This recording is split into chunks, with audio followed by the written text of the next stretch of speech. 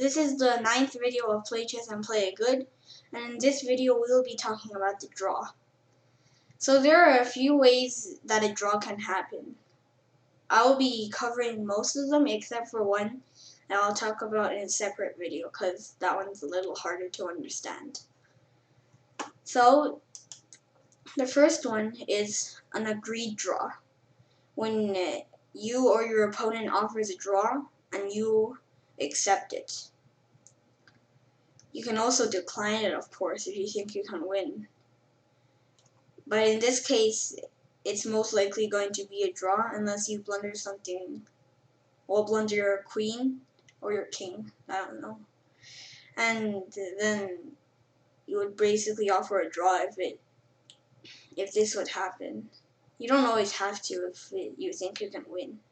But if you don't think you can win, and so doesn't your opponent, then you offer a draw, and if they don't accept, you just keep going on.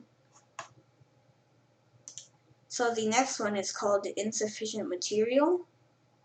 Online, it's basically like it'll automatically stop the game because you have no way to checkmate your opponent, and nor does your opponent have any way.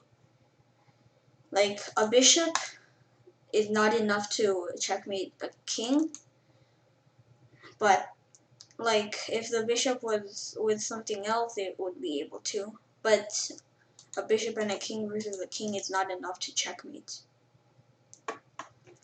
Also, there are some other pieces that you cannot checkmate a king with, like only that piece. If this was a knight, it would also be a draw. So, well, that's actually the only one after that.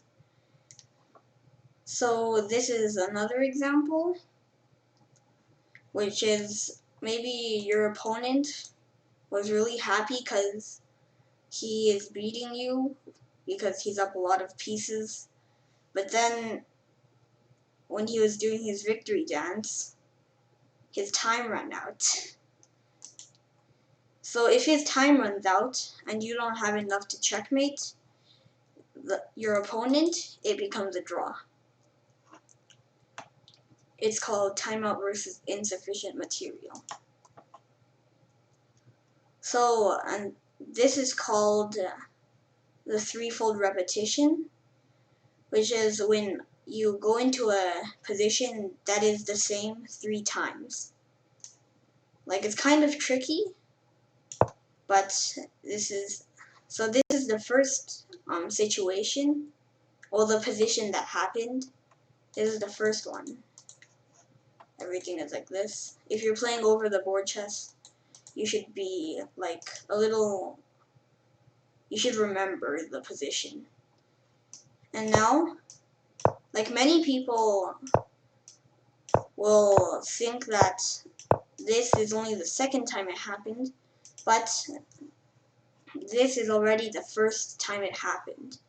They get confused because of that. And this is the second, and this is also the third,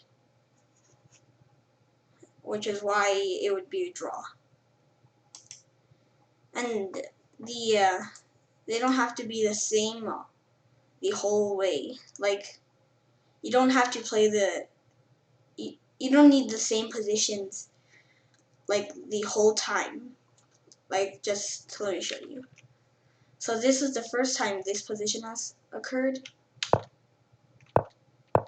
This is the second.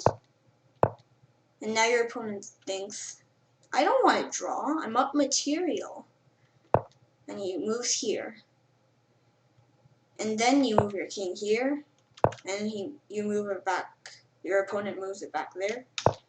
You move your king here, and he moves his king back. Now, when you play this move, it would be the third time the position happened. It doesn't have to be like right beside each other, every single position. So that's why you should remember the first time something happens, and it happens the second time, because you might get a draw. And sometimes that's good, sometimes not bad. Just to tell you, a rook versus a bishop is mainly a draw in these type of situations. And now we are on to the last rule. So this rule is when you have already played 50 moves, but no pawn move has happened, like your opponent or you didn't move your pawn, and you didn't take, or your opponent didn't take any of your pieces, then it would be a draw.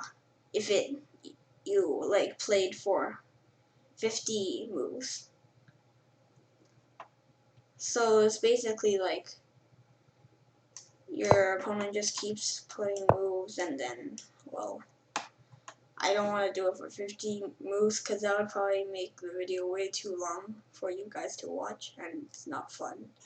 But basically, if your opponent doesn't take your rook, well, and if your rook takes this rook, then the 50 move rule would be broken, and then you would have to start over.